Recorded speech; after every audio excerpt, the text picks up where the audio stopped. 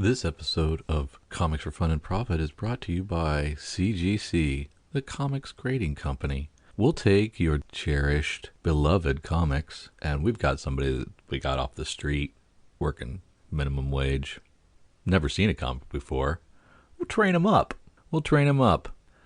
And in 6 to 12 months, you'll receive that comic back with a grade that you can take to the bank. It is verified. Hey, we may have dropped it in shipping. It may have fallen out of the box. We may have stepped on it. We may have actually done some serious damage to your comic. But we'll reflect in the notes. But you know what? Then you'll have a grade you can be proud of. And you won't have to do the pesky grading all by yourself like a heathen, like a caveman does. You won't have to actually grade your own comic. So hey, trust CGC, the comics grading company, to give you what you could give yourself. Just thank us. We're CGC. Thank you for listening to Comics for Fun and Profit. This is Kyle and Drew with your sneak peek at next week, episode number 788 for Comics originally releasing December the 13th and December the 14th. But before Drew and I get into what's coming up in your local comic book shops here in December, the last Tuesday and Wednesday coming for a pre-holiday. We got holidays coming quick. We got 3 more weeks left in this year? Two more weeks left in this year after this one. So, boy, let's get into it, Drew. Yeah. Is it that close, really? Is that? Yeah, 'cause that's what I was trying to look at a calendar. We got 14th as a release Wednesday, 21st as a release Wednesday, and 28th as a release Wednesday. But they probably won't do anything for the 28th. So I'm thinking this year is about over. Yeah, that was it. That's going to be a wrap. And I don't think I'm ready. Yeah, no kidding. That's what I was thinking as well. As I was clicking through all these things, I was like, oh my goodness, dates are coming. Dates are coming, man. Oh man.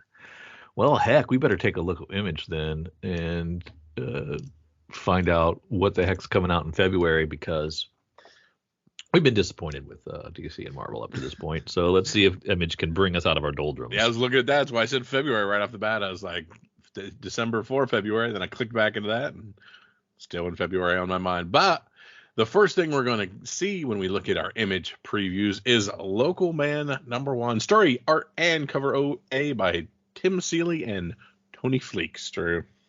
Yeah, and they're doing it together, and it's crime and mystery, but it's got a little superhero action, so I'm going to have to... but it says for fans of Crossover and Invincible, which are 2 of my faves. Yeah, 100%. When it comes to Image superhero comics. So I think this is me. This has got me written all over it.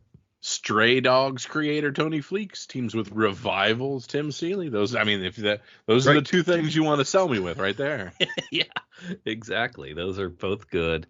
It's I mean, I'm looking at this Image, this interior page, and it looks like, a Rob Liefeld cover book from the 90s. That's the problem. That's the downside. So I don't know how they're going to marry the two. But then there's like some really subtle, really great cartooning in here with people sitting around a table having a conversation. So but it isn't bombastic, over the top 90s X-Force comics. I don't get it. But I'm going to check it out. I'm too curious not to. Yeah, exactly. Too curious not to. But does not look like it's 2 different books? It definitely does not feel like the same thing, but we shall see. Yeah, two books jammed together. Next thing Image has for us, another superhero book, Drew. I'm so sorry. Torrent #1. I think they heard what I said, and they're just effing with me. They're just like, we are going to push Drew. We're leaning into this. He's going to learn his lesson. A quippy and vibrant superhero story featuring a diverse cast of characters, perfect for fans of Radiant Black and Mothers of Madness. 2 things that did not stick with Drew. No, those don't help you, bro, at all. And look at the interior page where it says the Praetorians. Is that a G.I. Joe logo? G.I. Joe, yeah. Okay. I was like, that looks super familiar. That's G.I. Joe, right? That's what they're going for. Okay. Yeah, this one I'd skip easy. Easy skip for me. But it's a superhero who isn't a hero. Yeah, I don't care. Okay. Skipping. But then you go back to dystopian sci-fi. Oh, yeah. In the almighty #1 with Edward LaRoche and Brad Simpson.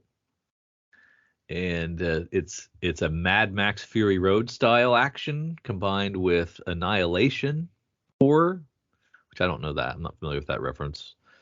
You know what I love about this? What? Double length, $3.99. Man, that's great. They Put know how to your money where your #1 issue is. So then that's automatic buy. Yeah. To check it out. 5-issue series, 40 pages on the first issue. Jump in and stay in. All the pages look similar in style, and so cohesive. I like it. One theme, who knew? And then we're catapulting from that, which is a buy, to Blood Tree #1, Peter J. Tomasi, my boy, with Maxim Simic, not familiar with his work. It's a crime and mystery horror cat and mouse thriller, perfect for fans of Nailbiter. Ooh, there you go. Yeah, this looks really good. Only 32 pages, Kyle, for $3.99. They didn't pump up the pages for you. It's all right. Yeah, but some decent interior art. I like the storytelling style there. Looks pretty good. I'm in. Very much. Kyle, to let you take this next one since it's Rat Queens meets Sonata. Oh, we have The Last Barbarians #1. Brian Haberlin and Gerard Van Dyke. Like you said, Rat Queens meets Sonata in this high fantasy book. There are 32 pages, $3.99. This is an ongoing coming out in February. Absolutely gorgeous covers. The D cover is amazing. A cover is amazing. Actually, DNA are just the same, just virgin variants of it. Really, really, really. Haberlin doing all covers, so that's pretty cool. Yeah, he's the AI guy, right? So these are AI. I think so. Yeah, this is AI art. It's not bad. Yeah. It's better. It doesn't look dead inside like some of his older stuff does. Yeah, if you look at the internals, it's leaning away from the AI a little bit. And just more panel per. You'd think in a fantastic world full of giants, magic, and flying fish, it would be a world of possibility, but you'd be dead wrong here. Sylve is a jack of all trades. She can fight with the best of them, pick most pockets, and even cast a 3rd level spell or 2. It's too bad for her that if you aren't a member of a guild, you are persona non grata, completely outcast from adventuring. That might be fun, except she has her disabled 7-foot-tall brother to take care of. Man, this is right up my alley. This is like they're writing directly to me. Disabled brother and everything.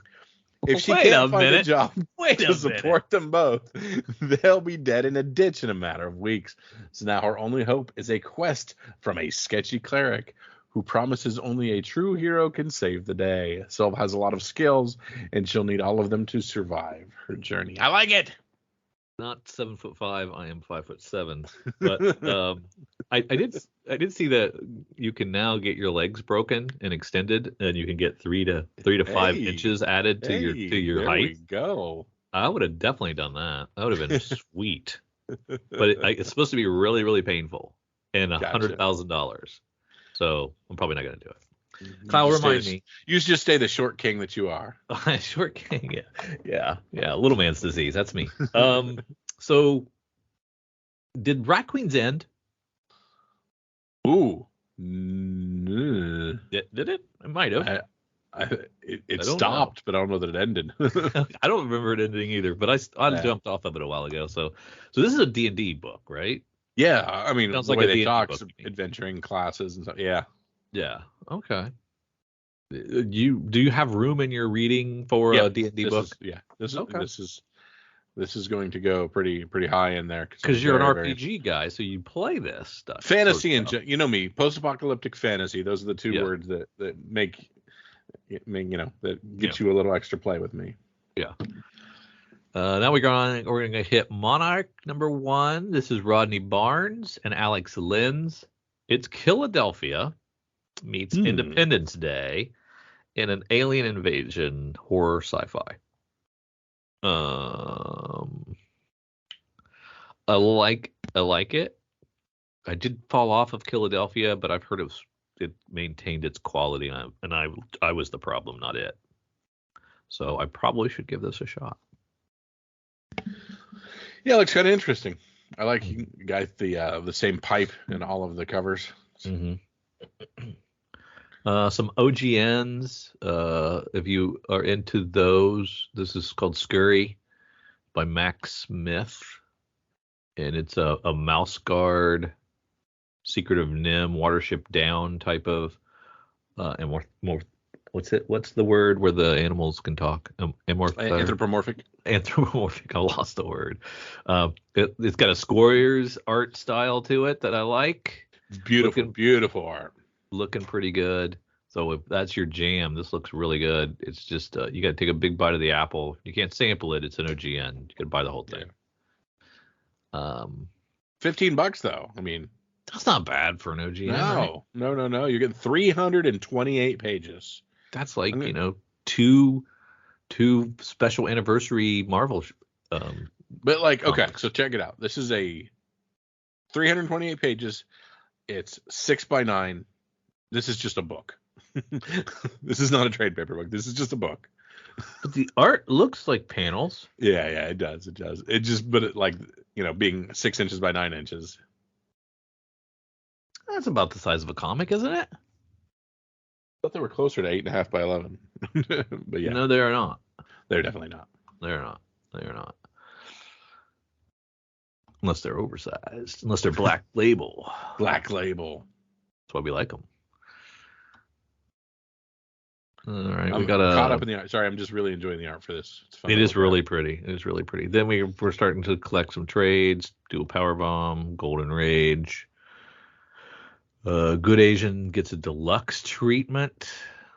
Well deserved. Even though it's probably one issue too long. Love Everlasting gets a trade. I think I might not have finished that one yet. So good cover for Love Everlasting. Mm-hmm. Black Flamingo, I jumped off that. It gets a trade. Astro City's Metro book. We're collecting all this stuff that's fallen out of print, so it's good to have all that stuff back. That's the third trade paperback. Man, that collects a lot of stuff. A lot of stuff, yeah. Dark Ages book 1, 1 through 4. Dark Ages book 2, 1 through 4. Dark Ages book 3, 1 through 4. A lot of Dark bin Ages diving 4, to put all that 4. stuff together. Silver Agent 1 and 2, and portions of the Astro City Aerosmith flipbook. Okay. Well, I don't know why they'd want to jam that in there, but all right.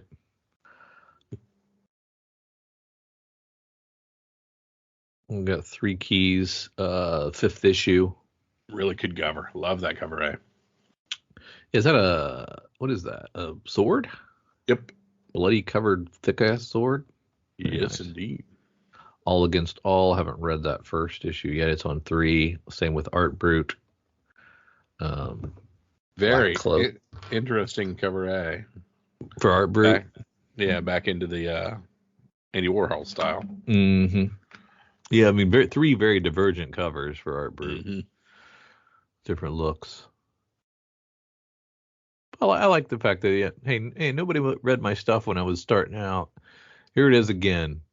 You like my ice cream, man? Well, this stuff's just as good. Yeah, you weren't paying attention. I was good before, but now that you're on my side, now that you already like me, here's my stuff again. Yeah. So that Kelly Thompson Black Cloak is on number 2. I'm excited about that. Bloodstained Teeth up to number 9. I am like 3 issues behind on this. I got to get caught up. Flawed Finishes with its 6th issue. Didn't care for this one, so I dropped it after 1. More supernatural than crime and mystery. Yeah, exactly. Too much soup. Too much peanut butter in my chocolate. Yep. Gospel 4. And then some Spawn stuff. Gunslinger on 17. Wow, that's crazy. It was quick. I thought those would be limited series that end quick, and they're still rocking. Yeah. Money talks, I guess. Yeah, no doubt. I Hate Fairyland hits number 4. Is that a nudie cover? Yeah. Isn't she a child? Is she a child? And I thought she was a child. Maybe she's I'm not not a sure child. how fairies age. Yeah, okay. Junkyard Joe hits its 5th of 6th. Bounced on that one too. Kaya, I wanted to like this one, but I didn't. But alas, no. Yeah. Then there's Philadelphia. There's that Philadelphia. It's at 28. 28. I was at 4. Boo for me.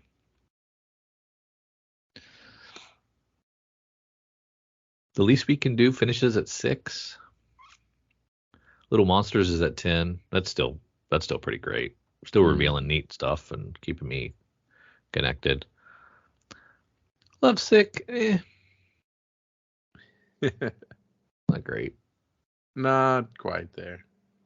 Well, this is bad Malar to me, the Magic Order stuff, but it's on its 4th volume, so a lot of people are fourth liking volume of Magic Order 206.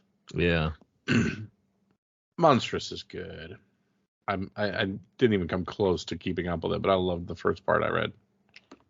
Oh yeah. The first trade, essentially. Yeah. Well, your niece could probably hook you up with the trades from the library if you want to catch up. Then time. And then time. Probably not that. She can't help you there. Nightclub is another Millar book that I haven't read. It's on its 3rd issue. Vampires. Noctera comes back after a trade break of a while. So I'm not sure how long it's been gone, but it seems like a long time. I mean, Snyder, do whatever you got to do. Just come back when you have time for us.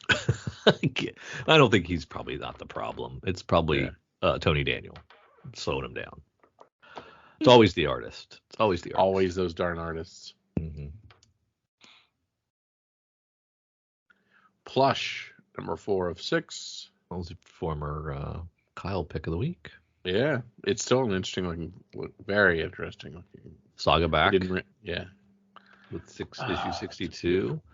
Beautiful. It might have been back last week or last month, but not in my grubby paws yet. Scorched Shirtless Bear Fighter 2 is over. The last one here. I skipped that one. It's like I think I know everything I need to know about Shirtless Bear Fighter in the first volume. Just remember the solicit warning: this comic is best read while shirtless. I mean, all of them are really. Time before time, still going on, still chipping away. I thought that would have run its course by now too. 4th issue of both Two Graves and Viagus. Yeah, read the first 2 Graves. I think you might have been onto something with something about digging 2 graves, one for you and something. I think that might be where it's going. It's kind of a revenge-ish with a supernatural twist, of course. Mm-hmm. But the first issue was pretty good. I got to give that second issue to make my decision because it was like really, really good. It was like all revenge tale the first 3 quarters, and then all of a sudden it was like, hey, that guy's kind of a supernatural freak of some sort. Wait, what's going on? And it switched like they do. And I'll have to see. I need another issue to find out. Gotcha. But now I'm all freaking out because is this Voyages or is this just a douchey way of saying voyages? I don't know. I couldn't get through the first issue, so passed for me. Walking Dead Deluxe 56, Walking Dead Deluxe 57. Drew, you finished watching the series and you thumbs up or thumbs down? Oh man, it's so hard to tell you that. Let's just say the series finale, the very last episode, I thought was really good. And there has some great callbacks to early seasons. This whole last third of the final season 11, they've added some things to the zombie toolkit that is divergent from what was available in the comic book. which I thought was interesting, but a strange time to introduce him at the very end of the series. But maybe it carries forward in the spinoffs, which we got sneak peeks of a variety of the 3 to 4 spinoffs that are coming from the show now that it's ending. I think those of you who said this show ran its course several years ago, and I argued with you, you were probably right. You were probably right. I just think it probably stuck around too long and too many bottle episodes, too many,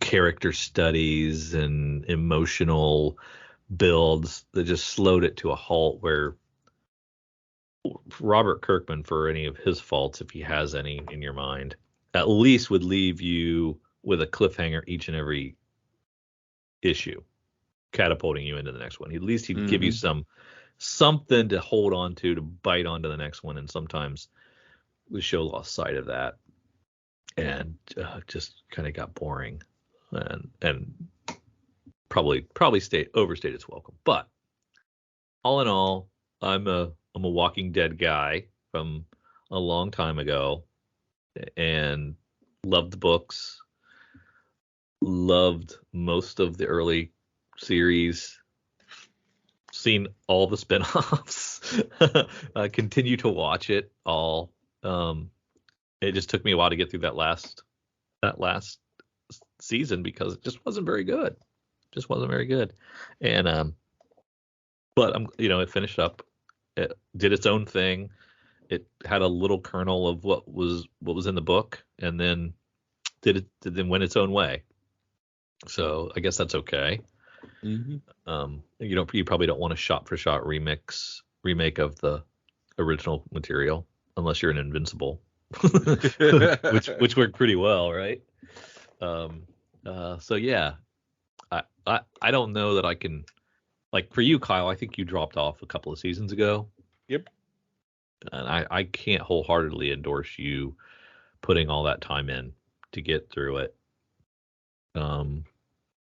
Even like jump into this last 8 episodes, the final push through the Commonwealth arc. I mean, I don't know that you'd even enjoy a lot of that without all the setup. And even if you had all the setup, I don't know if it would work for you. Maybe read all the wiki summaries. I'm sure there's a YouTube summarization video. That's what Jason did. Jason I think he just hopped on that final episode to check in. Yep. And he was, surprised by some of the things that they had done to get to there too. So yeah, it's interesting. If you were to give the entirety of the Walking Dead TV series a letter grade, as in a school teacher letter grade, yes, where would you be? B. Perfect. Yep. I like it. All right. That has been our trip through all things Image. Some very cool things. A few exciting things that I'm looking forward to. A few reminders of things I should be reading. Started real strong, I thought. Yeah. But from the outside looking in, I wouldn't say, oh, yeah, this is February. So stronger than the average February, I would say. Yeah. It wasn't a doldrum of a month completely. So good on you. Time for a break from our show to pay the bills.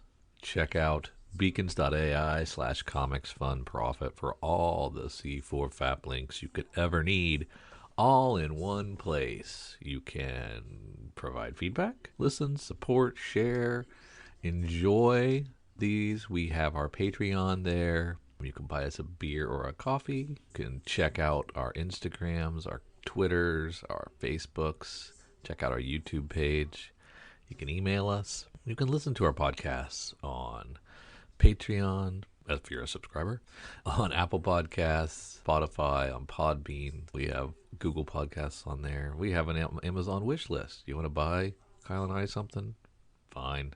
you can do that here. We appreciate it. We have Kyle's RPG podcast listed on there, so you can check out his Dork Day afternoon offerings. We have Cowabunga links, so you can check out the Cowabunga deep discount FOC and pre-order list. Get on that. That's RLCS, so you can check that out as well. And we want to just give you opportunities to say hi, to check out what we're doing, support us if you would like, or just listen. Check out beacons.ai/comicsfunprofit for all the C4 FAP links you could ever need. Thanks. Back to the show. All right, Drew, head on over with me to our good friends at comicbookinvest.com. We're going to scroll through their top 10 list and look at the top secondary market items. And they are up to date. We are up to date. Everybody's gravy, December the 9th, 2022. And the first book is still the same first book, but boy, is it going even higher. This was inevitable after how much the regular issue was selling for. This one is live, and it is $600 to $700. We have the Eminem Spotlight variant for ASM 1. This one's limited to 1,000. Why does this not show you? Like, I hate it. I mean, I hate it, and it's Just 'cause it's that it itchy? even exists the way it exists. But the fact that Eminem was able to partner, use his likeness, sell through his site, would that not, like, every band with any kind of rabid fan base should do this? Yes. Find a comic you connect with in some way. Get yourself a 5,000 issue commitment cover. Sell it through your website. It'll sell out. You'll get some nerd cred for it, and your fans will gobble it up because it's an interesting way for them to celebrate you. So I would think even though I hate the whole idea of it, I think it should open the floodgates for these sort of things. Mm-hmm. Am I wrong? No, I completely agree. This will be the next new trend for a little bit. Yeah. Jack White should do it. But I mean, 21 Pilots should do it. I mean, are we shocked at all? We had CD cover. We've done album covers before. We're just doing a not as cool version of album covers in my mind. $700. Yeah. Kyle? Had we done all the album covers as limited series and not direct orders, this would have happened then. What, like through the label? Like you could only get them through the label's Yeah, website if you or could have something? only ordered that Prince Batgirl covers From through, Sony, yeah. yeah, you'd have had the same Sony.com. darn thing then. Yeah. Okay. Interesting. Yeah. I don't know. I don't know how, now you've got me thinking. I don't know. You thinking, Stu? I'm gonna do some thinking. All right. At rank number 2, we have Thanos Death Notes number 1, the EM just 1 in 100 variant. Currently going for over $225. I don't know about you all, but just has been spot on with a ton of covers, and I think this one is great as well. Would suspect that not many places were able to order 100 copies of Thanos, which is why it's pushed over 2 times its ratio. I can't imagine unless you pre-sold it, Yeah. and you were Midtown, that you would want 100 copies of this. Mm-hmm. Am I wrong? I completely agree. Yeah. At rank 3, we have Pop Kills number 1, second print, the Adam Hughes variant, limited to 1,000, going for over $300 currently. This one keeps going up. Shocked, to be honest, but hey, it is what it is. I don't know if you know this, Kyle, but sex sells. I'm breaking news. Breaking news. You heard it here first, sells. folks. This is the second print. Okay. Is this one also only available on Adam Hughes' website, I'm guessing? Mm-hmm. Stupid.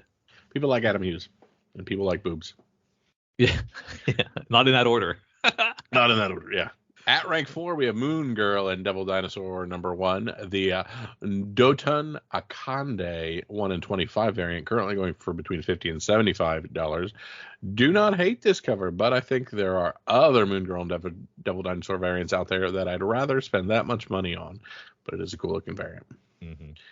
Frank Miller's Pandora, number 1 in 25, going for a 30 to 45. Wasn't aware that anyone was still looking for Frank Miller stories or covers, but apparently some are. I think you're going to find, our friends at CBSI, that Frank Miller is a legend. Yeah. And people continue to seek out legendary creators when there are less and less of them now.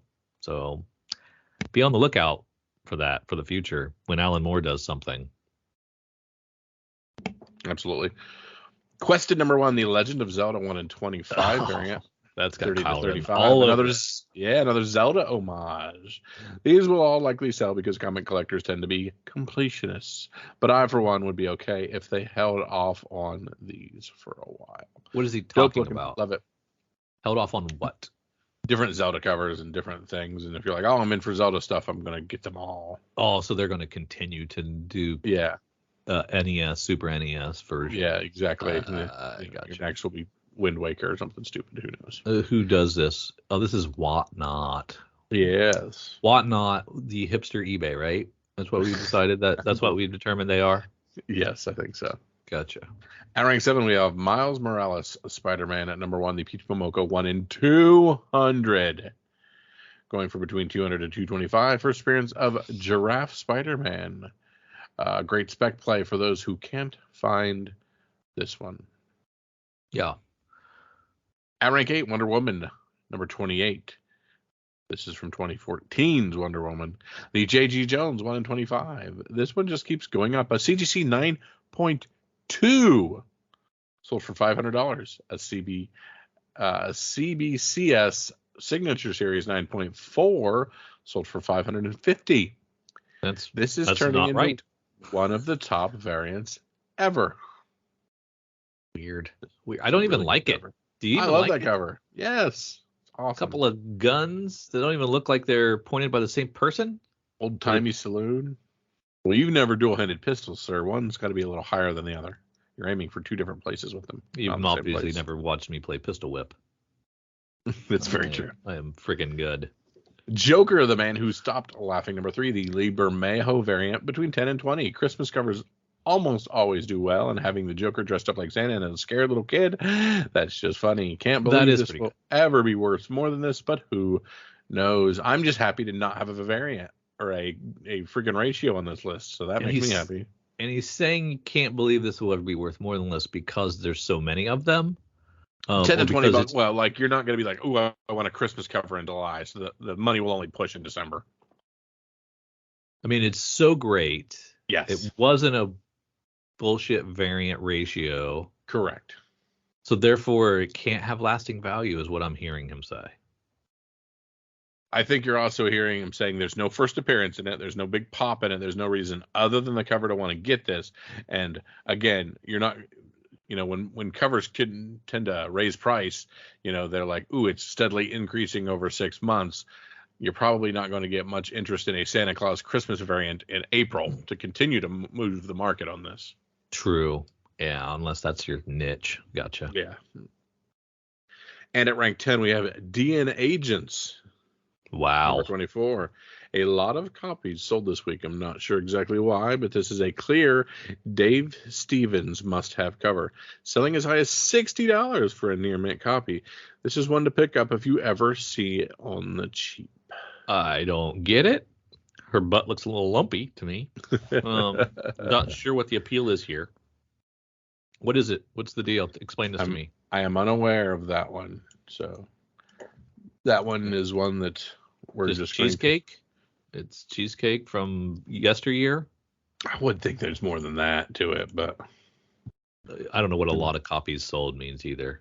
Is that double digits? I think it's 4? Just strictly because Dave Stevens. I think this is just if you like Dave Stevens, you do these. Yeah. All right. So who knows? And we have honorable mentions. Know Your Station number 1, the Jenny Frison 1 in 25 quote unquote virgin variant. Going for $25 of the week from last week, but nothing like a skull space woman that poses for an Instagram shot. Oh, is that what you're seeing there? I don't see that either. And the other honorable mention. Love Journal number 10. An old one. A CGC 6.5 sold for $6,600. Dang, what did this lady do to get all those Karens to mock her all at once? The artist on this is Night Court's Harry Anderson. Wow. Wow, that's amazing. I did not realize. Who knew? He could do that.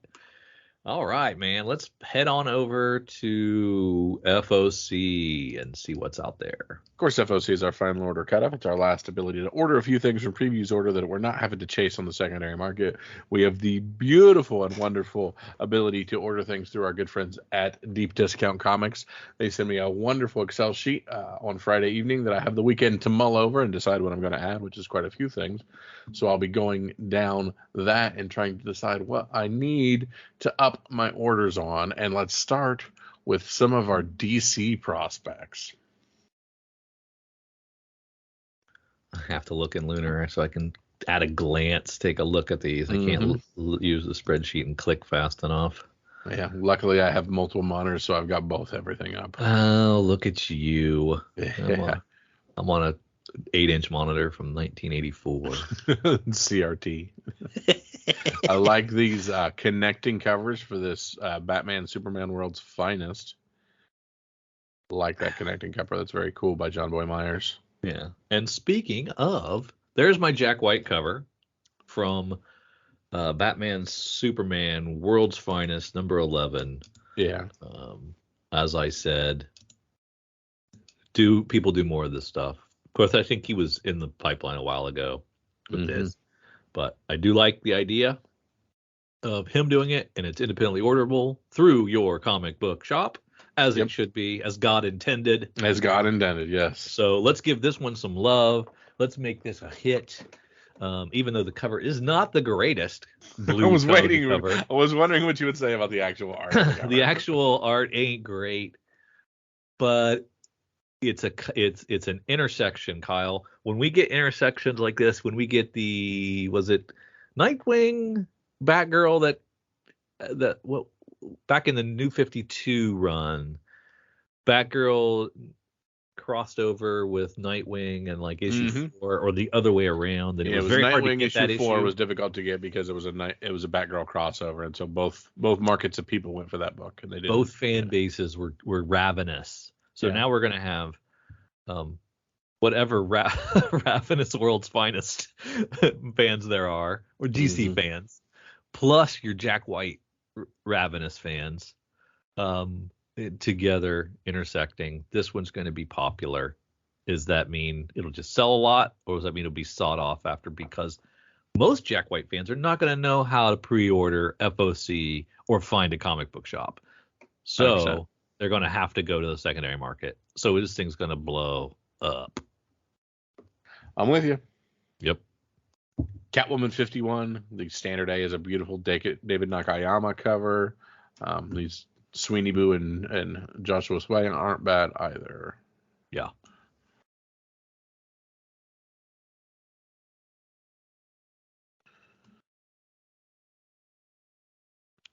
Jesus. Yeah, you're right, man. They're just so good. I don't know how you even.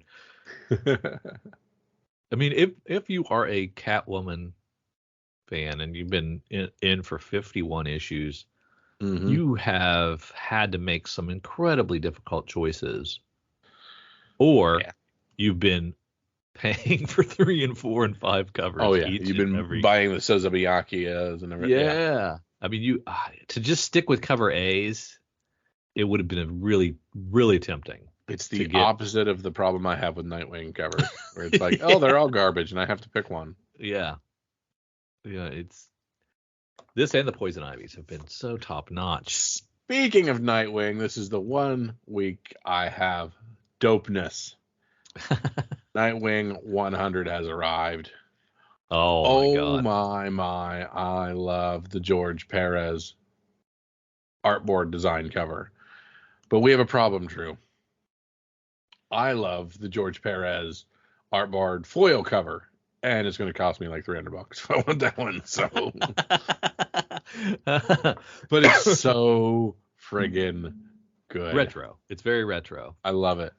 And I don't like the sketch as much, but I still like the sketch. So, But you can buy the sketch open to order. Open to order. So that's Did they not alert. get that wrong? Did they not get those flipped? Is it possible I think that that's the what color? I was thinking. Yeah. I like the color one better than but this is the way it is on both our FOC sheet and my lunar distribution sheet. So who knows? Art board design. Yeah. I mean, I think you still would get the one that you can order. The open to order one, 100%. Yeah, I can't imagine you paying one in 150 prices for this. Yeah. Somebody will. Wish I could. And the Travis Moore is a nice like Titans cover. Yeah, It's that's very great. cover.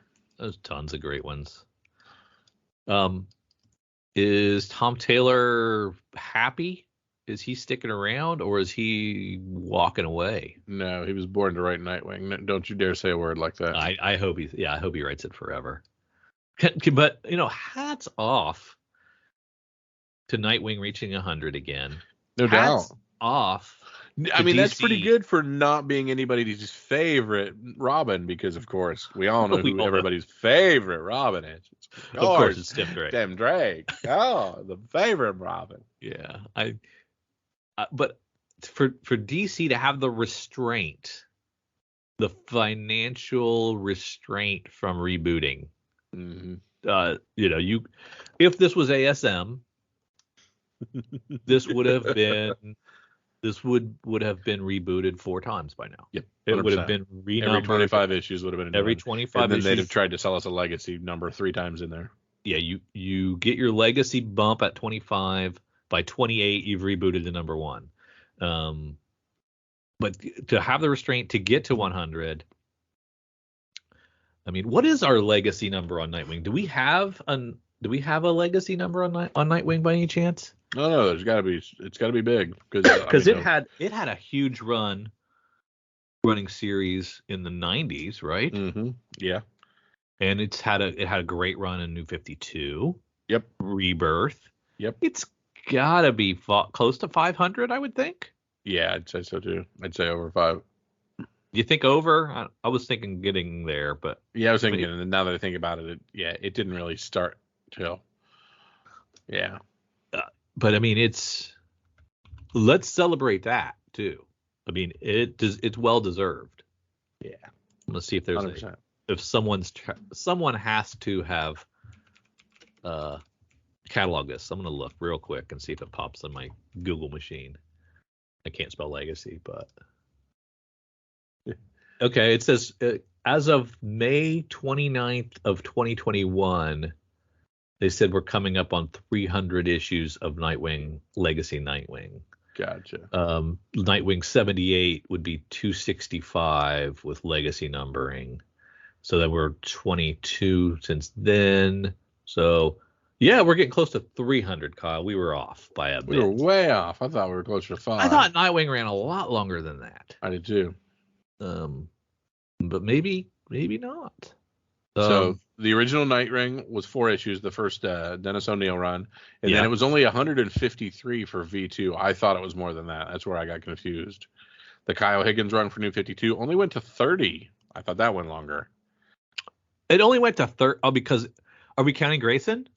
We're not. We are not. Can't count Grayson. Okay. Yeah. And then we're up through where we are now with the current iteration.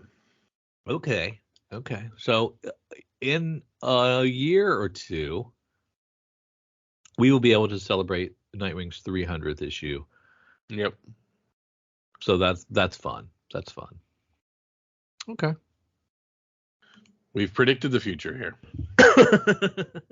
Yeah, I like it a lot. Well deserved. Because as we know, Nightwing's really everyone's favorite Robin. Amen. Glad you said it. You and I both know. All right, I'm off into Image Books now. Okay.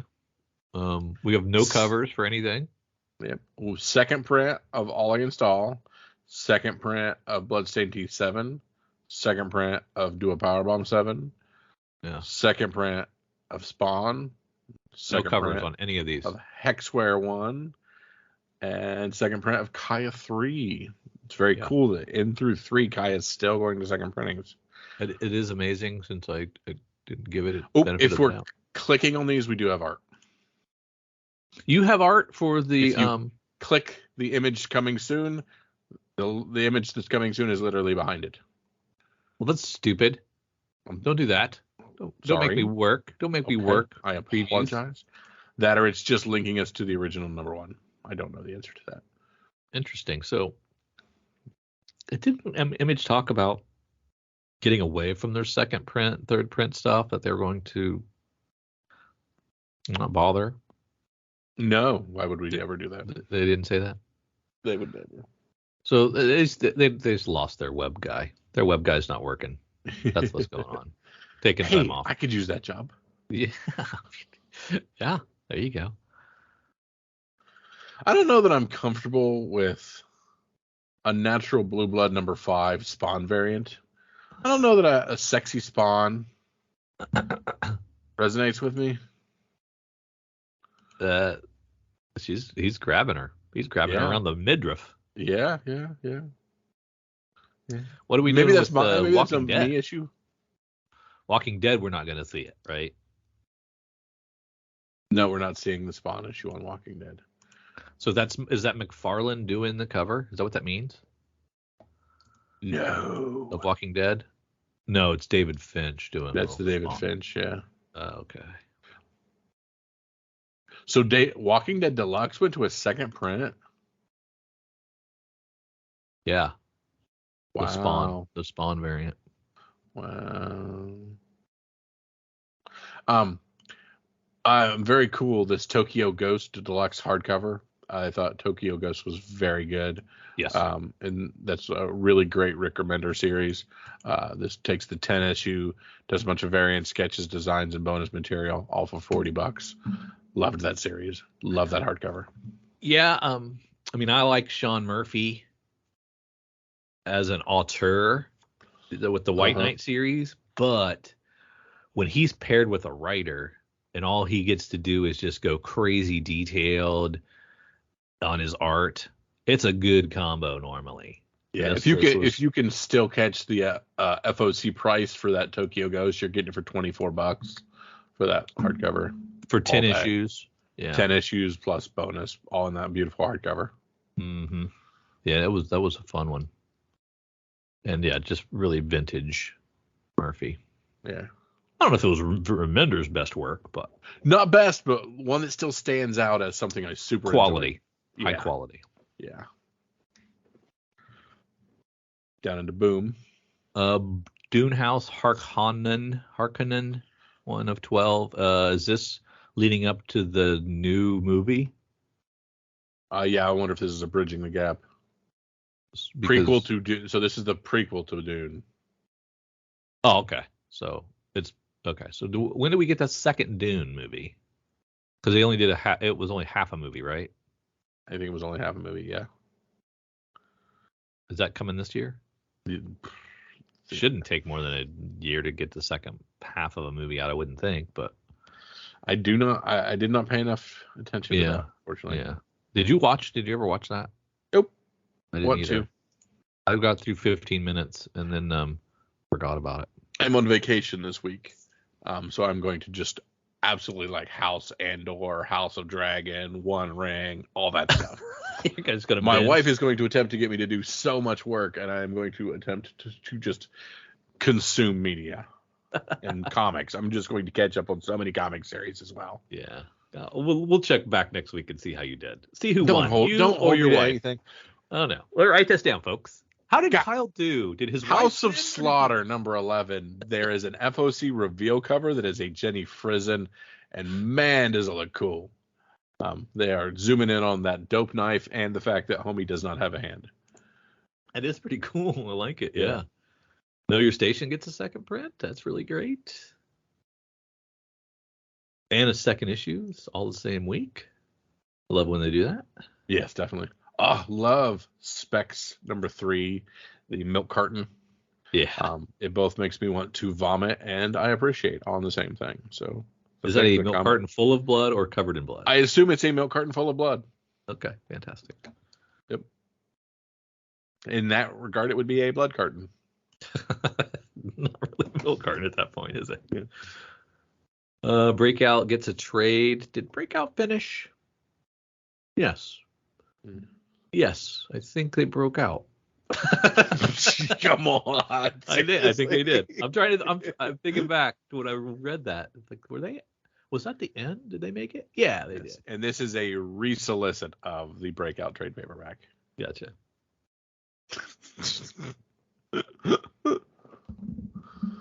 White Savior #1. Are we allowed to say that? I don't know. Eric Nguyen, Scott Berman with Nguyen on art. An ancient prophecy foretold of an outsider that would save the peaceful village. Oh, that's right, the White Samurai one. We decided was already a Tom Cruise movie. Yeah, I think it already happened. Yeah. Yeah. But it actually does look pretty cool. $4. Yeah. Breath of Shadows, like that cover B, Bjorn Barons. Go figure. Yeah. It's really good. Shocker. That's an IDW book launching with its first issue. Rich Duick doing the writing on that. Dick Duick. Yeah, maybe that's what he goes by. I doubt it, but maybe. Down into Marvel. Yeah. What we got? Some weird Doctor Strange covers. Yeah. I'm not sure. I couldn't get through that first issue, man. That Too off the wall. book. Yes. Yeah.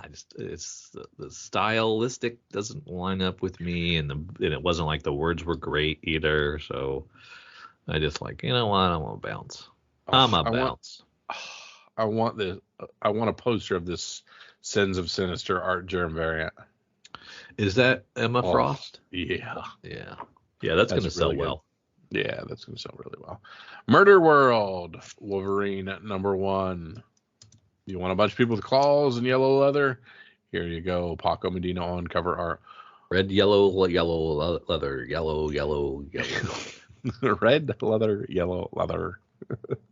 What is that from? What is that from? Anchorman? Yeah, it's exactly where I'm taking it from. Wolverine is the best at what he does, and what he does is hunt victims in Murder World. Our contestants are about to feel the snicked. Will anyone survive Arcade's deadliest game? Arcade and his schemes have been a punchline in the past, but this game is no joke. Each issue ups the ante and will keep readers guessing right up until the end. Don't miss it.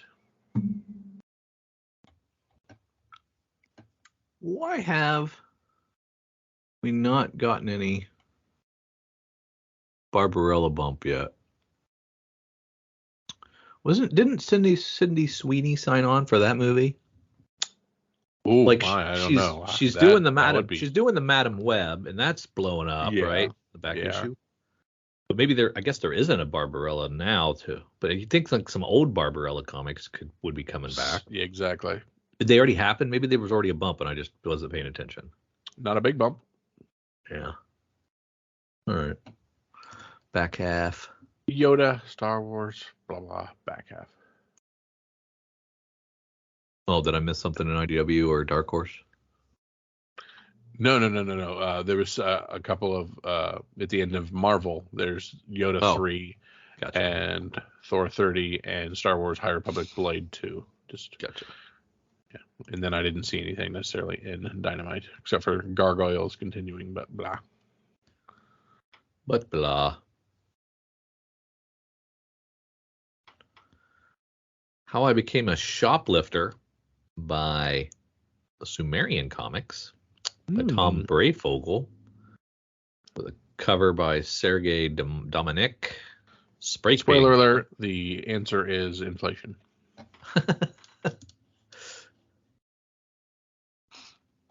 Or your parents were garbage. Rick and Morty Crisis on C 137. The cover C Ryan Lee is a very cool looking cover. Yeah. Kyle, I think there's just two choices today, but you proved me wrong. Prove me wrong that there's not just two choices. Well, I mean, obviously, choice number one is Nightwing 100 George Perez cover, the one that I can afford. There are three choices. I forgot about that one. That's a great one.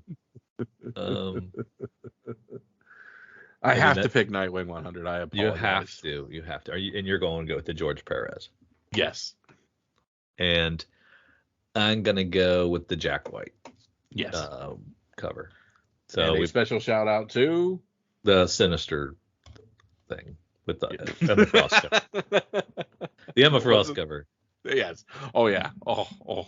That's just for me. I'm not sharing that info. Sins of Sinister #1. That's gorgeous art, Germ. That's So this is. But that book's been out, right? What is the deal with it being offered now? Don't know, but I'm happy it is. No, I guess not. Maybe there's just this is it. Yeah. Yeah, I'm surprised there's not more hubbub on this one. Yeah. Hubbub. Hubba, but not hubba. Yeah, our Jim crushed this one. It'll do well as well. Knocked out of the park. Yeah. All right, let's go talk to our good friends over at Cover Price. Yeah, coverprice.com. We are going to find their top 20 surprise. We're going to go through the top 10 first, and let's see what we can find in the #1 spot. Oh, Drew, Bad Idea Comics. The first 7 days, #1. Lying, deception, and douchebaggery. That is what you get when you have Bad Idea. 66 copies sold. $130 for a raw. Go die in a fire. And 66 people sought this out.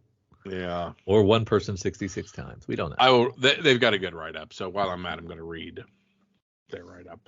You do that. Bad Idea continues with their creative comic release campaigns. This particular issue was a secret release solicited under a fake publishing name and promoted through Diamond with fake information.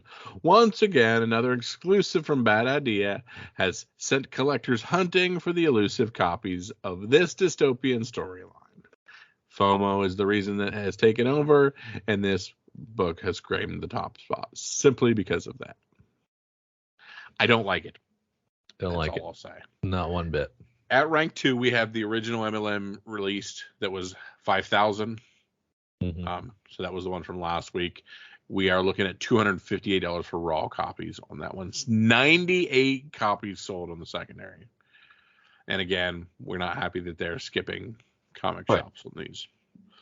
Marjorie Finnegan, Temporal Criminal, #1, the Andy Clark cover from our good friends at Artists, Writers, and Artisans, #1 from their 2021 releases. Whenever news breaks, we always see an upward trend in comic books. This is especially true for the more obscure titles that may only be on some people's radars. However, these obscure storylines make some of the best media. An adaptation of this comic has a director, Ruben Fleischer, already attached to this project, along with an unnamed screenwriter. While we wait and see what the future holds for Marjorie, her Temporal Criminals have landed her in the top 10 this week, tracking 38 copies for the secondary market, and a high sale of $60 for CGC 9.8. We love Artists, Writers, and Artisans, so this is already well written, so that's awesome. At rank 4, we have the Mike Deodato cover of the same book. CGC 9.8, $75 on that one. 19 copies on the secondary market. So at rank 5, we have more of the Eminem Spotlight. This is the limited to 1,000 sketch that hit earlier. $808 for a raw copy on that one, and we don't have movement on it yet. And at rank 6, the Incredible Hulk 234 from 1979. While many speculate that Quasar's appearance in Ant-Man 3, the rumors about Quasar having existed long before this year. In 2017, James Gunn tweeted a picture of a VCR with a prominent sticker that said, Quasar, as some might remember. This was posted when Gunn was working on Guardians of the Galaxy 3's script. Is this speculation reaching? Perhaps. Or is it perhaps a subtle clue that we will see this character soon? Either way, we tracked 16 copies on the secondary market, CDC 9.8 for over $500 for Quasar. So Gunn was doing... When he was writing the script for Guardians of the Galaxy 3, he tweeted that. Right. And we have what does that have to do with Ant-Man? Ant-Man? While many speculate Quasar's appearance in Ant-Man 3, because apparently he's related to the Quantum Realm. Okay. What did James Gunn have to do with Ant-Man 3? Anything? I mean, he's writing Marvel books, and if he's writing a Marvel character that comes out, it's very possible that the movie that comes out before Guardians 3 will tease him. Oh, I see what you're saying. Kind of how Marvel does things. Okay, yeah, right. Okay. From 1995's Spider-Man: The Lost Years #1, Hallows' Eve has debuted and revealed her previous identity, Janine Godby, aka Elizabeth Tyne. While it has been a long time since we saw this character with any significant role, it is clear to see her transformations have made her a deadly threat in the dark web storyline. Who knows what the future holds for Hallows' Eve? In the meantime, we tracked 16 copies at a 7-day trend of 135% increase with a high sale of $76 for CGC, just 9.6. So we haven't even seen the 9.8 move. Yeah. And at rank 8, we have Marvel Superheroes Secret Wars 8. This is our Black Spidey cover. This is, what more is there to say about this mini grail? Would you consider this a mini grail, sir? I think it's a grail. There you go. The MCU has already confirmed they will release a movie based on Secret Wars. Additionally, they teased the alien symbiote in Spider-Man No Way Home. All the ingredients are there to make this an excellent speculation to buy with tons of fuel behind it. 13 copies in the secondary market, trending 148% up. CGC 9.0 is at $255. We did our life wrong, Drew. We had dozens of these. I don't know if we had dozens, but dozen of these. Yeah, I mean, I think hard to get. This and Amazing 300 are nice companion pieces, I think. Yes. And 258 is a good one. Those are nice to have in your collection. I know, because I used to have them all. At rank 9, we have Detective Comics 639 from 1991. Most of these sales have been labeled as Sonic's first appearance, which is interesting. This issue does contain a prominent 16-page insert of Sonic. However, this insert should not be confused with the 20-page debut of the Speeding Hedgehog. Additionally, this promotional insert was released nearly 2 months after the debut of Sonic the Hedgehog #1, released alongside the Sega Genesis. Yet it does precede the ongoing Sonic series from Archie Comics. We tracked 10 copies, $18 for Rawls. It's confusing. At rank 10, we have Deadpool #1, the Ken Lashley Notorious B.I.G. cover that started all this fun. 15 copies, $150 for Raw. I think this one was limited to 1,000. Yeah. Okay. At rank 11, we are at Star Wars #1 from 1977. While sales for 9/8 are about 3,000 below what they were March of this year, even. Collectors are picking up those bargains, and we sold 18 more copies of this. $4,550 for a CGC 9.8, and very fine Raw at $200. So, I mean, wouldn't you gobble up all the very fines you could find for $200 and get them CGC'd to make $4,000 profit on it? Press them and send them. Press them and send them. I'm telling you what, I'm in the wrong business. Venom Lethal Protector #1 from 1993, your quarter bin fare, comes in at rank 12 because we're selling 49 copies of this bad boy with CGC 9/8 going for $150 and Raw is at 30. So that was a good 1,000% markup on your quarter bin find. Whoops.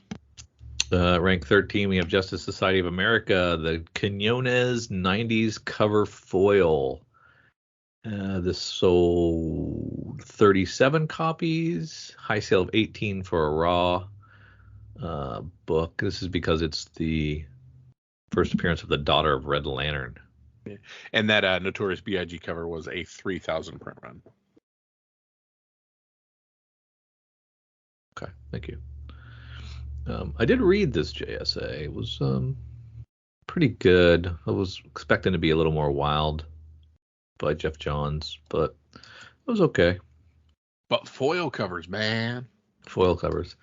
At rank 14, we have X-Men Annual #14 from 1990. Community is having a battle regarding what a true first appearance is. X-Men 266 is considered Gambit's first appearance. This debate stems from this book around Gambit appearing on multiple panels, named and with dialogue. While the market still leans heavily on X-Men 266, the tide has shifted, and we track 17 copies with a high sale of $300 for a CGC 98 and Raws around 45. Okay, Kyle. So you have a book that predates another book. Yep. And it has multiple panels. Yep. The person named. Yep. And they speak. That's clearly. Why is that not their first appearance? Because it ain't as cool as the other one. Help me. I gotta lean with the new guard on this one, saying that this X-Men annual is actually the first appearance. But you're also a Hulk 180 kind of guy, aren't you? No. Okay, just checking. Because it's one panel cameo. I guess 2 panels in a speak does not equal it equals a cameo. Is this like the NFL where an elbow and a foot is the same as 2 feet or whatever? There was no football move.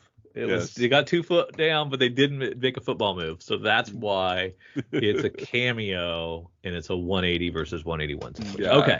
I've talked myself back off the ledge to the other side. I'm back on X-Men 266 again. Wow. That was rough. At rank 15, we got Batman 609. Hush stuff. 10 copies. High sale of $91 for a 9.8. That's cheap. And Raw's around 25. Is this first Hush? Yes. Okay. That seems cheap. I think he'd be bigger. They got big plans, right? Oh, yeah. At rank 16, Spawn number 9 from 93. This is first Angela and first Cagliostro, who I don't think is really driving force on that, but maybe. We have a 15 copies sold. CGC 98 sold for $137. Raw is around $24. Amazing 312 from 1989. Amazing Spider-Man 312 from 1989 comes in at rank 17. Just an early McFarlane work. And maybe an early version of the McFarlane signature, I'm guessing. Oh. So 10 copies of this sold. High sale of $155.50 for a 9.8. Raw's around $13. I used to do this, Kyle. I used to find a creator I liked, and then I would go nuts tracking down everything they ever did, and wanted to complete their run. So like I was chasing McFarlane Hulks, and going back when he came on, I was doing this.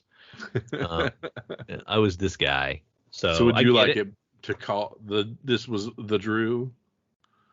yeah, that's what we can call it. But yeah, I used to do this all the time. I did it with Alan Moore when I got into Miracle Man and started chasing his stuff. It's just one of the many weird things that collectors do. We go down rabbit holes, and we got to get them all. We got to catch them all, Kyle. And I am guilty of this as a young. I don't even know what that's from. That's from your pokey magic. Your pokey magic, right? Yeah, that's right. You got it. The New Mutants 99 comes in at rank 18. This is from 1981. This is the book after. Yep, after Deadpool. So this has Shatterstar first appearance in it. This book homages X-Men 138, an iconic cover. And I can't remember off the top of my head. And 14 copies sold, high sale 54 for a CGC 96. Raw's around $7. So very cheap. If you think there's any upside to this one, get in on it. And the X-Men 138 that it homages is where Cyclops leaves the X-Men. He's walking away. I gotcha. At rank 19, we have G.I. Joe 300, the 1 in 25 from IDW. This was a 300, big deal. 300 is a magic number in comics. Not a lot of comics get there, especially non Big Two comics, so it's very cool. The 11 Talked copies about how sold. cool talked about how cool this cover was. 313 individual characters on this cover. That's awesome. Oh wow, I'm gonna have to open. This was the one that looked like a almost a Where's Waldo. Oh, I'm not seeing it. Oh, okay, I see it now. Yeah, very nice. This was the one in 25. Yeah, very pretty, very pretty. And rounding out, I'm sorry. our top Cover A had the 313. We're talking about the one in 25 that wasn't. But I love the cover A because I like the one with all the characters on it. Oh yeah, for sure. At rank 20, the Omega Man number 3, first Lobo. Lobo continues to trend, even though he may or may not end up in a movie since DC and he may or may not everything. be Jason friggin' Momoa. Yeah. How does it even work? Do you phase out Aquaman to do Lobo, or do you have the same actor playing two different characters in the same universe? Do you really care that Captain America was Firestorm? Different universes, though, right? I mean, I think that's okay. Not Firestorm, but Human Torch. Yeah. Human Torch. Yeah. Yeah. You're right. But that was a different movie universe. So I mean, you're right. Though it's splitting hairs. You're right. Anyway. What sold? 11 copies on 9/8, sold for $395, and Raws sold for $99. I don't want to tell you how much I sold mine for. I don't even want to talk about it. Jesus. If there's one thing Drew and I have learned, it's just hold on to everything. It's always never sell anything. You'll just regret it. And selling's such a pain in the butt. I don't know how you guys do it. This is the worst podcast ever. We just need to rebrand. I think we need to 788 episodes later, we've decided this was all a big mistake. This will be comics for fun and reading, because selling's too goddamn hard. I mean, you can really only sell if you don't love things. I'm sorry. You can't be a fan in it. I sold a CGC 9/8 to a guy who got it, and there was a hairline crack in the case. And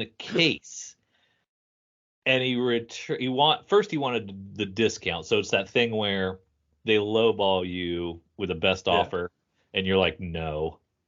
But you know what? Since you're interested, I'll knock $2 off or whatever. And then they get it, and then they try to extort you. His name was Coach Landis, by the way. So look up eBay user Coach Landis and block him because he's a dick. Anyway, so don't sell them. So Coach Landis said, "This is cracked because it was poorly packed." And I'm like, first of all, it's a fucking CGC 9/8. So it didn't affect the comic. There's a hairline crack on the case. And I bet you if I said I'd give you $10 off, you'd keep your 9/8 and be happy with it. But I'm not going to do that because I think you're a douche. So what you can do is you can send it back. He's like, well, how do I do that? I'm like, I don't care how you do it. I'm sure eBay will take your side. All you got to do is push a button somewhere that says you're unhappy with your purchase, and they'll take care of the rest. But don't ever talk to me again, and you're blocked. And then he sent me like 4 more emails after that. But I mean, it's a hairline crack in a plastic case that sealed up your perfectly pristine comic, which is what you're buying. You bought a guaranteed. But technically, it's a 9.8 inside of a 9.2. That's true. I did not quantify that the case was not 9.8. That guy. And thanks to Drew's final rant before this is another explicit podcast. Oh, I did, didn't I? Yeah, that guy. Screw that guy. Turns out he's a big fan and listener of ours. Just FYI. Yeah. Oh, Drew, let's head on over for our sneak peek out like next week. Let's see what's coming out here December the 13th and December the 14th. I'm going to start with our DC items coming out through Lunar. Matina knocking out of the park with Batman Spawn yet again. Would love to have seen Bjorn Barons do a Batman Spawn. Wow. Did not get it to help, but man, that's what I was wanting. Yeah, that's those are pretty nice. Yeah, but they're all really good. I mean, I can't. And I'm a sucker for quote unquote blank covers that aren't blank. And the blank cover on Batman Spawn being kind of a granite finish. Yeah, really you like good. it? Yeah. Yeah, I wondered what that was. Is that what that is? A granite, kind of a granite look? I mean, Nice. yes. Very cool. Legends Comics has a comic called Bone Check coming out through Lunar. It's a $5 book. Kyle, what's going on with Dark Crisis Big Bang #1? What's that about? With the Nathan Zierde cover. What's going on there? Yeah, we've got kind of a weird, Who Framed Roger Rabbit cover, essentially. But look at the Crystal Kung, cover E. It's kind of the same principle. Yeah. What do I not know about this book? Because I know nothing about this book. After the monumental events of Dark Crisis on Infinite Earth 4, Pariah has successfully resurrected the infinite multiverse, and all of reality is still reeling from the event. Join Dr. Multiverse on a haunting journey through these newly reformed realities, from the Jurassic League to DC Mech, from Dark Knights of Steel to Batman 89 and back again, in a guest starring galore all new epic by comic legend and DC architect Mark Waid. So I assume people are coming from different worlds and they're leaving them in the original art of that world, hypothetically creating pandemonium. Okay. Harley Quinn uncovered #1. The George Perez Ryan Sook homage variant. So good. So that's pretty neat. So good. That's the Crisis cover with Supergirl in Superman's arms. So it's pretty good. Works really well. Riddler Year 1 coming back for another print. Second printing by Jimmy Lee.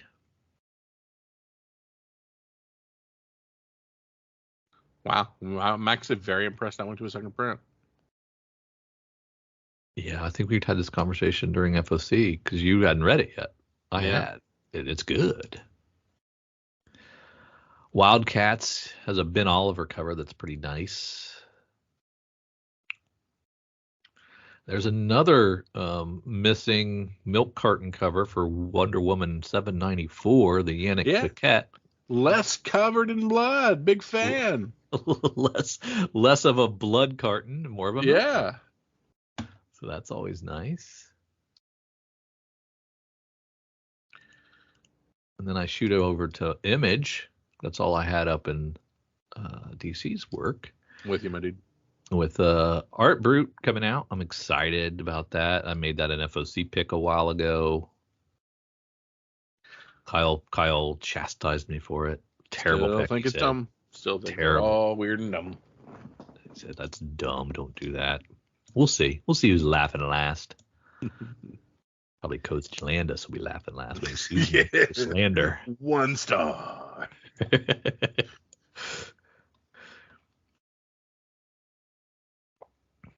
Oh, this is the one with my Ice Cream Man 33. That is my homage to Batman and Robin #1. Such a big fan. Yep. You liked it. You liked it at FOC. Yeah. My secret homage. Such a big fan. Yeah. What do you think about Spawn Ice Cream Man variant? I don't like it. I don't either. It just doesn't fit. That doesn't work. Doesn't work.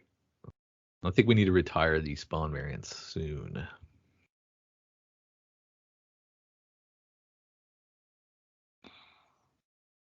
There's that second issue of Two Graves. It's going to be the one I need to make my decision. Exciting. Stay tuned. Boom gives us Grim 6, which surprised Drew to no end because he thought the show thought it was over. Did not know. Also, the trade paperback for Grim #1 with that frozen cover. You read it. Read it and let me know if you think it's over. It It tidies up so well. Yeah, it's really nice. Vicious Circle's got some cool covers, man. This is Mattson, Tomlin, Lee Bermejo doing art in the interiors. Holy moly. And Alex Gardner on the covers. Those are fine. Wow.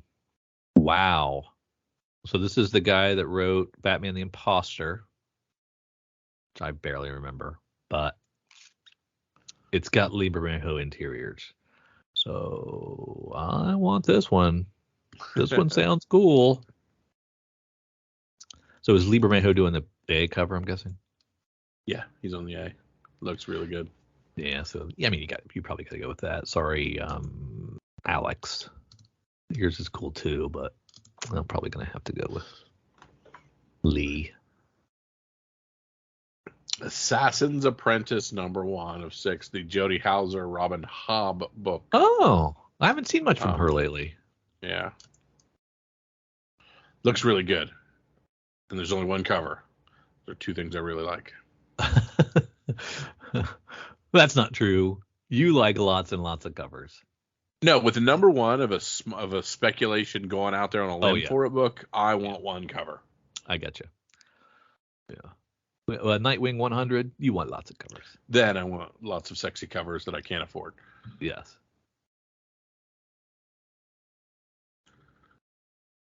Marvel maybe. Pop down to there. You don't have any My Little Pony love for IDW or anything? Oh, I'm sorry. Did I miss that? Okay. You know. It happens to the best of us. Dark Web #1. Dark Web X-Men #1. I'm sorry. Dark Web X-Men #1 or Dark Web #1? Dark Web X-Men #1. Oh, okay. So we don't care about that. We didn't care about the last one. We didn't care about either. I do really like this Invincible Iron Man #1, the latent connecting variant, with the different suits, Iron Man suits. Okay. I am unaware of what it connects to. So is Riri in all of them, or No. This is just OG Iron Man. Because Riri's on one of the covers. Yeah, I assume so. Okay, so it is Tony Stark then. Okay. Yes. It's really weird when MCU and comics don't line up. Yeah. They need to figure that out. Yep. How about Monica Rambeau Photon #1? Your girl Momoko does a cover. I know you'd like that. Yeah. Yep. But not probably enough to buy a Monica Rambeau Photon book. Correct. There is a Brian Stelfreeze cover that's very good too. Do you want a Star Wars War of the Bounty Hunters omnibus for $100? You want that much Bounty Hunters? Nope. I don't either. How about the Ultimate Comics Spider-Man #1 facsimile? That's very good. I like it. I like it too. Very nice. And back half gives us what? Anything? Back half's been very disappointing lately. And I think it's just because everybody's kind of gravitated towards some of the smaller mid-tier publishers. Yeah. There's less and less really, really indie books out there. There's a Scout, but it doesn't do anything for me.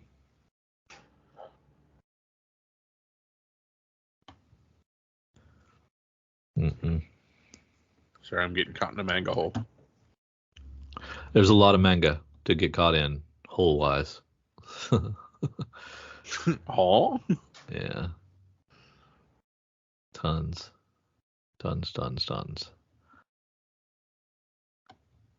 All right, Drew. If there's nothing else, this is the point of the podcast where I ask for your pick of the week. I picked a bunch of stuff. What did I pick here? I think I'm going to go with Boom's Vicious Circle #1 with Lee Bermejo doing interiors and Mattson Tomlin doing the writing. I probably should have reviewed the inside before I made that pick, but I don't care. It's too late now. No Art Brut? No, I made that pick during the FOC cycle. Gotcha. And I'm looking at interiors, Libermejo interiors right now, and his sequential work is freaking amazing. Holy moly. It's great. Obviously, it's great. Yeah, this is a slam dunk. So my prior pick was, of course, the Ice Cream Man homage to Batman and Robin. I also very much like that Crisis on Infinite Earth cover for Harley Quinn. But I'm going to go with the Assassin's Apprentice from Dark Horse Comics. Oh, nice. Very cool. It's got a storyline I very much like. It's got creators I very much like. And it's got one cover, which I very much like. Yeah. All right. Let's get this done. We can get this out for the folks. You heard it here Bring from it home. Drew. I want to thank you for tagging along with Drew and myself through our sneak peek at this week. Head on over to Patreon, find comics for fun and profit, be part of our community conversations. You want to hear more of Drew's curse-filled rants? You can get them more than one time a week if you want. Just poke the bear and dance monkey dance. You're gonna do it. So we thank you so much for Drew and for myself. See ya. This episode of Comics for Fun and Profit is brought to you by Bad Idea Comics. You thought they were bad last time, folks. Well, now they're really, really bad. And by the way, good luck finding a Bad Idea comic, because the closest one to me in Ohio, not your smallish state, one of your bigger states, it's like 2.5, 3 hours away. Not worth it to track down a comic. Sorry. My LCS, Cowabunga Comics, not on the list. You know? Don't blame them. Don't blame you guys for never ever buying a Bad Idea comic. Thank you, Bad Idea, for rearing your ugly head again. And I look forward to all your bad ideas.